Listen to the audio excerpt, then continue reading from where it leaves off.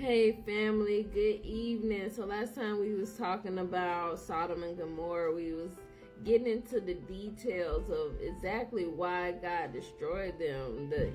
Just looking at the evil things that they was doing in these cities that, made God so angry to destroy them.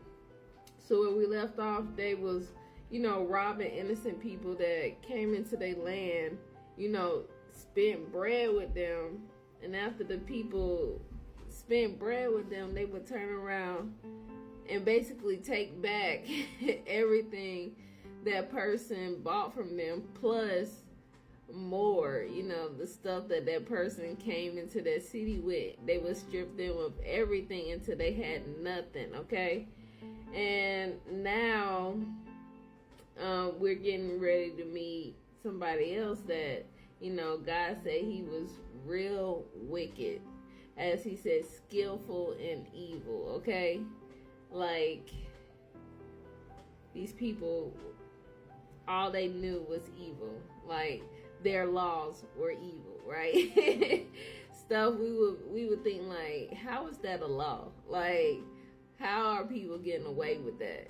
And it's okay, right? It was okay in that land.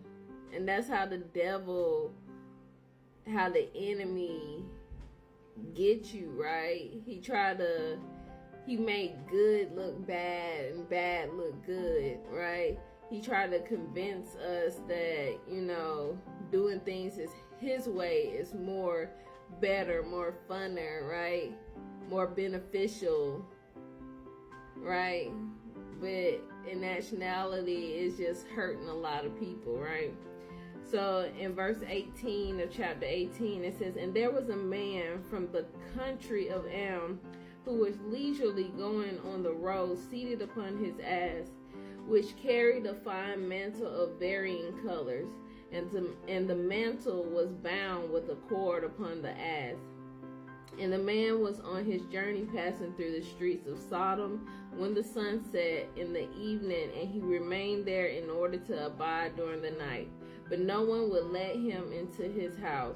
And at that time there was in Sodom a wicked and mischievous man, one skillful to do evil. And his name was Hadad. And he lifted up his eyes and saw the traveler in the street of the city. And he came to him and said, 'From where do you come, and to where do you go?'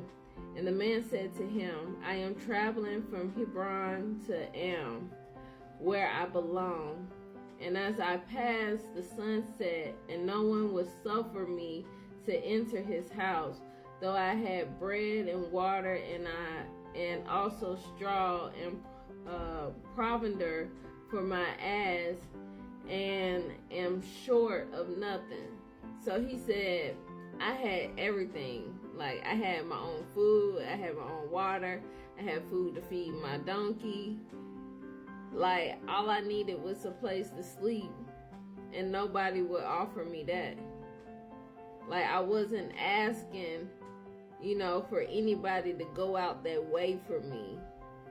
All I needed was a little help, and nobody would give me that." This is what he's saying, right? So, I know somebody can relate to that. I know I can, right? It's like, you're doing majority of the work, right? And all you need is just a little help, and it seems like that little bit of help is impossible to get, right? I know somebody been there. I ain't the only one. Right? And so it says, "And Hadad answered and said to him, 'All that you will want will be supplied by me, but in the streets you will not abide all night.' And Hadad brought him to his house, and he took off the mantle from the ass with the cord, and brought them in his house. And he gave the ass straw and provender, while the traveler ate and drank in Hadad's house. And he stayed there at night. And in the morning the traveler rose up early to continue his journey.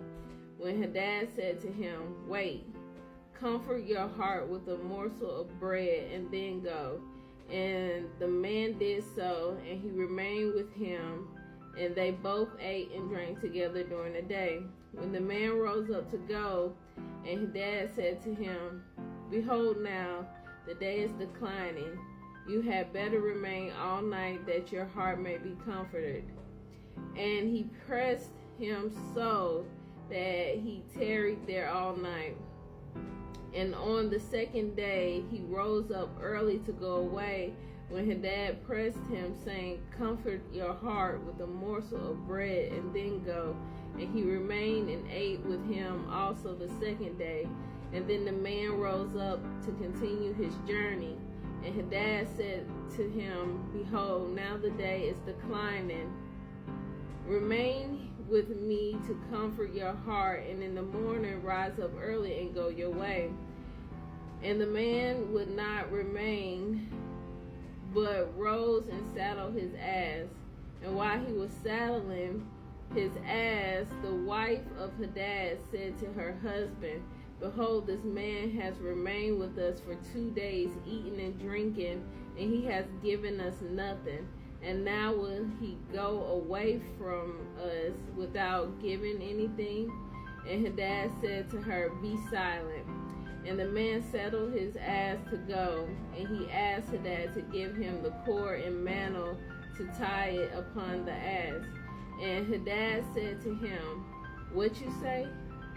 And he said to him, That you, my lord, would give me the cord and the mantle made with varying colors, which you did conceal with you in your house to take care of it. And Hadad answered the man, saying, This is the interpretation of your dream. The cord you did see means that your life will be lengthened out like a cord. And having seen the mantle colored with all sorts of colors means that you will have a vineyard in which you will plant trees of all fruits. And the traveler answered, saying, No, not so, my lord, for I was awake when I gave you the cord, and also mantle woven with different colors, which you did take off the ass to put them by for me. And Hadad answered and said, Surely I have told you your interpretation of your dream, and it is a good dream, and this is the interpretation thereof. Okay, so we see this man has invited him in the house.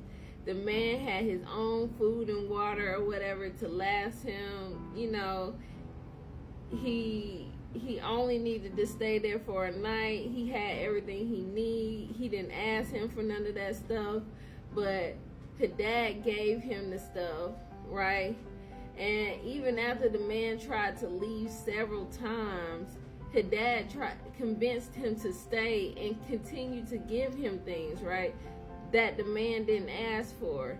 And now Hadad is trying to make it seem like this man was just mooching off of him, when in reality the man tried to leave after the first night, but Hadad made him stay, right? And now the man is like, I'm not going to continue to keep staying here, right? I'm ready to go. I need to get back home, and you keep prolonging me from leaving, right? And so he's trying to leave, and he's trying to get all his belongings back, and Hadad is trying to make it seem like the man is making it up, like it's all in his head, like he's crazy, like he had a dream that he never actually had a mantle on his donkey. And the man was like, no, you're not about to pull that one on me. Like, I was awake. I've been seeing this way before I got to you. I've been had this, so I know it's not a dream, right? And her dad is trying to convince him that something that is his is just a figment of his imagination, so that he can steal from him, right? This man is evil, right? And we running out of time, But we're gonna continue this, y'all. It's gonna probably have to be like a part 10 to this.